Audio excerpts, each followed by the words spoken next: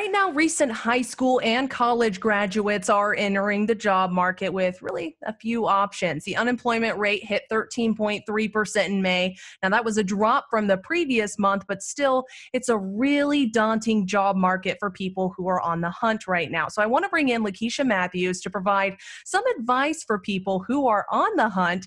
Lakeisha, how's it going? It's going well. Thanks for having me. Lakeisha, you're the director of the Career and Internship Center at the University of Baltimore. So I know you have just a lot of incredible information to share with people right now. And I want to ask you, what opportunities are there out there and what industries are hiring right now? Great question. So the good news for any college graduate or any job seeker is that companies are still hiring. Yes, there are a lot of folks who have lost work. Yes, there are some industries and companies that are struggling, but from what we're seeing in the Baltimore metro area is companies are still seeking out candidates.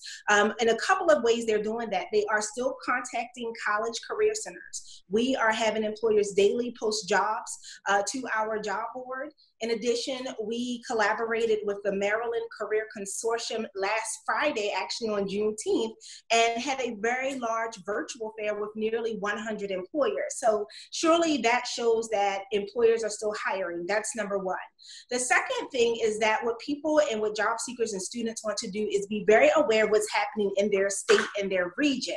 Because right now, things really differ by where you live at and what industry you're in. Starting out with COVID, we saw grocery stores, the big box retailers like the Targets and the Walmarts all doing very well. Obviously, hospitals needed employees, nursing homes, in many places, state and federal government. However, now that we're kind of moving out of the first phase of COVID, what we're seeing now is some places that had closed down initially, like restaurants, are opening back up, bringing employees back. And we see some industries that weren't hit initially, like higher education, now being hit. Now that students have left for the year and may or may not come back for the fall. So it's very important that job seekers understand the target industry that they are looking to go into and follow the trends in that industry. And then after you understand your industry, you want to understand what's happening in your region, because every region is really different. I'm on the Midwest, East Coast. We are a large nonprofit sector, obviously a large government sector, higher education. In my state, we're a small state in Maryland, but we're a large college state. So if you're in any of those industries, you need to look at that industry, but also that region. Just sounds like it's a very evolving job market, and that's something that 2020 has, just brought so much change for so many people. And I want to ask you too, for people who've maybe found that target job that they're interested in an industry that is hiring, what's the first step to a job search right now? Absolutely. That's a great question, because what we're seeing is the employers are trying to figure this out too. Many of them went from hiring in person on site to having to hire in different ways and engage job seekers virtually.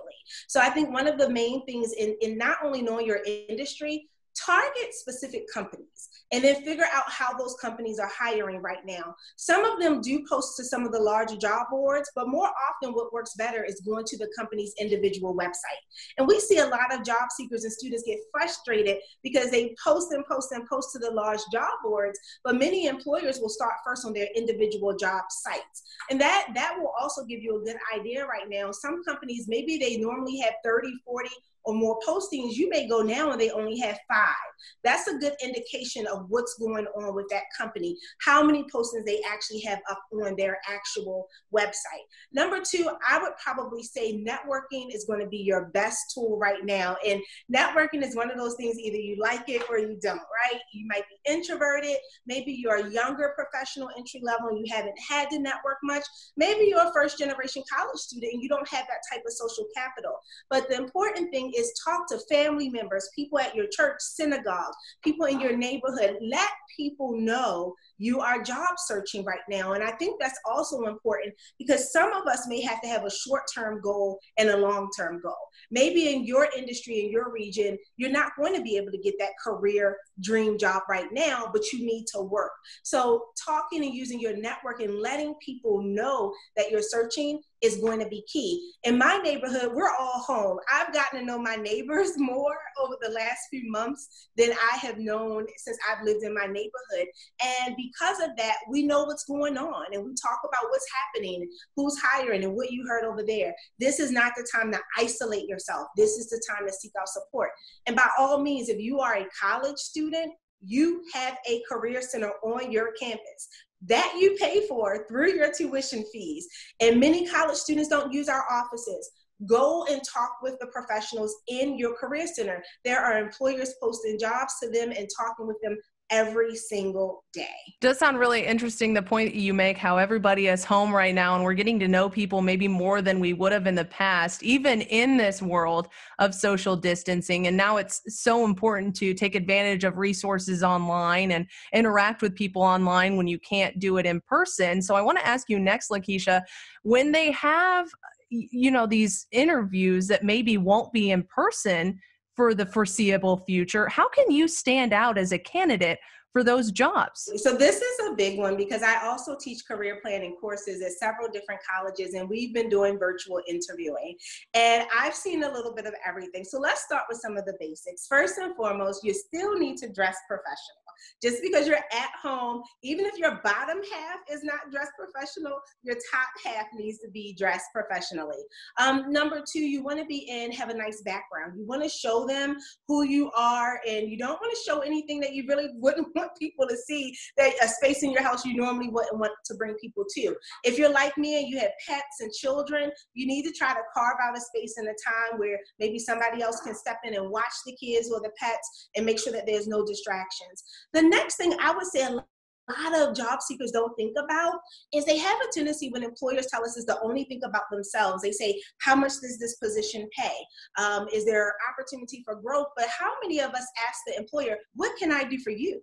What do you need to be profitable? And I think that as a person who manages myself, when I hear people coming to me as a manager with solutions, when I see people who want the company to be successful and they are not just thinking about themselves, that's what makes you stand out. And I think in this kind of environment where we're all learning a new normal, managers and hiring recruiters are really going to be looking for those people who can step in and say, what can I do to help? I'm willing to work from home. Once you go back, I'll go back, and showing this flexibility and adaptability. I think another thing that will really make folks stand out, as we have talked to employers, is, okay, if I can't work now, what am I still doing to develop myself? I am hearing a lot of students I have nieces and nephews who are staying up till 3 a.m. and then, sleeping in all day. Employers want to know what you're doing now. Are you giving back to your community? Maybe you're helping at the local school handing out food. Maybe you made cards from home. Go volunteer. Get a virtual internship. Employers want to see that you were able to make something out of hard times, that you have resilience, not that you're just sitting at home waiting for another opportunity to land in your lap. And some of them said, you know what? If you just take a class online, go and study something. There are free classes on YouTube. Keep your mind growing. Keep your talent in a stage of development even while we're quarantining. I think that those by far are the things people need to do to stand out to employers. Ask the employers what they need from you. How can you help them succeed? And make sure that you're continuously growing and developing your skill set. Lakeisha, you've done such a great job of demonstrating how these factors are so important in today's COVID-19 climate and when we're socially distanced. But I feel like, correct me if I'm wrong, these are all factors that are very important, even outside of the environment that we're in right now, right? Showing that you can continuously adapt and also that you're always wanting to learn. And I love the point that you made about asking the company, what can I do for you? That was awesome. Lakeisha, thank you so much for talking with me today and for all your useful pointers for folks who may be out there looking for a job right now. You can read even more helpful information right now in the CBS Baltimore article. Katie Johnston for WJZ.com.